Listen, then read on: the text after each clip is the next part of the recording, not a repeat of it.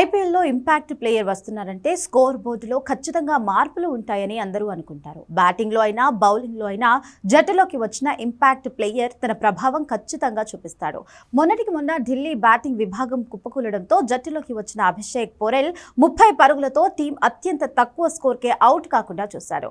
అలానే ఏ impact player వచ్చినా fans ఎంతో అంతా ఆశిస్తారు. కానీ వాంఖడే వేదికగా జరిగిన మ్యాచ్లో శార్దుల్ ఠాకూర్కు పాపం ఫీల్డింగ్ తప్ప ఏం దక్కలేదు.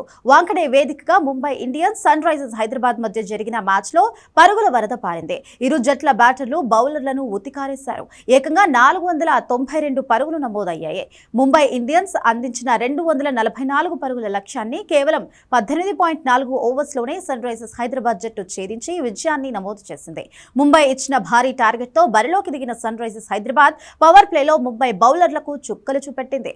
ఓపెనర్లు అభిషేక్ శర్మ, ట్రావిస్ హెడ్ విధ్వంసకర బ్యాటింగ్ తో తొలి 6 ఓవర్స్లోనే 92 పరుగులు నమోదు చేశారు. 7వ ఓవర్ ముగిసే సమయానికి వికెట్ నష్టపోకుండా 115 పరుగులు చేసింది. Bumrah, Boult, Hardik, Ghazanfar, Will Jacks ఇలా అందరి బౌలింగ్ లో ఊచకోచ కోశారు. దాంతో Mumbai Indians impact player Shardul Thakur ని బరిలోకి దింపారు. శార్దుల్ ఠాకూర్ బౌలింగ్ కి వచ్చాడంటే ఏదో ఒక మ్యాజిక్ చేస్తారని ముంబై ఫ్యాన్స్ ఆశగా వెయిట్ చేస్తారు. కానీ తొలి 10 ఓవర్స్ లో శార్దుల్ చేతికి బంతి ఇవ్వలేదు. ఆఖరి 10 ఓవర్స్ లో పరుగులు కట్టడి చేయడానికి శార్దుల్ ని దాచిపెట్టారని అందరూ అనుకున్నారు. కానీ సన్ రైజర్స్ గెలిచే వరకు శార్దుల్ ఠాకూర్ చేతికి బంతి ఇవ్వలేదు. కేవలం ఫీల్డింగ్ చేయించుకోవడానికే శార్దుల్ ని ఇంపాక్ట్ ప్లేయర్ గా పెట్టినట్లుగా అనిపించింది.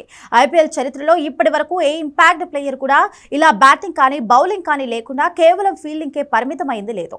మొట్టమొదటిసారి ఇలాంటి రికార్డు నెలకొల్పిన ఏకైక ప్లేయర్ శార్దుల్ ఠాకూరే. ముంబై ఇండియన్స్ ఏరికోరి వరి శార్దుల్ ఠాకూర్ ను లక్నో నుంచి ముంబైకి తెచ్చుకుంది. కానీ ముంబై తరఫున పెద్దగా ప్రభావం చూపలేకపోయాడు. 5 మ్యాచ్లు ఆడి భారీగా పరుగులు సమర్పించుకొని 3 వికెట్లు మాత్రమే తీశాడు.